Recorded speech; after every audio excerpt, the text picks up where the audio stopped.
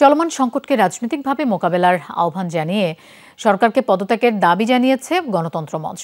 শিক্ষার্থী হত্যার প্রতিবাদে গণতন্ত্র মঞ্চের পূর্ব ঘোষিত সমাবেশ ছিল পুরানা পল্টনে। সিলন ফ্যামিলি ব্লেন্ডের কড়ালিকার আর সতেজ স্বাদের পারফেক্ট ব্লেন্ডে স্বপ্নেরা মিলুক টানা। সেখানে আগে থেকেই প্রিজন ভ্যান, এপিসি সহ মোতায়েন ছিল অতিরিক্ত পুলিশ। সমাবেশ করতে না পেরে মঞ্চের কয়েকজন কেন্দ্রীয় নেতা জড়ো হন বিজয়নগরে।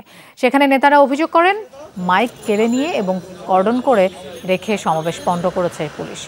সমস্ত রাষ্ট্রযন্ত্রকে ব্যবহার করে সন্তানদের হত্যার নজির ইতিহাসে নেই উল্লেখ করে এই হত্যাকাণ্ডের বিচার দাবি করেন নেতারা। তারা বলেন, জনগণের বিরুদ্ধে সরকার যে যুদ্ধ ঘোষণা করেছে তা আড়াল করতেই বলির পাঠা বানাতে চায় বিএনপি জামায়াতকে।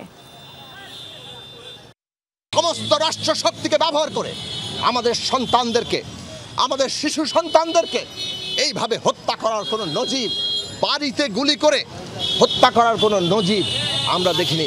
আবু সাইদ হত্যাকারী পুলিশ এখন পর্যন্ত অ্যারেস্ট হলো না কেন?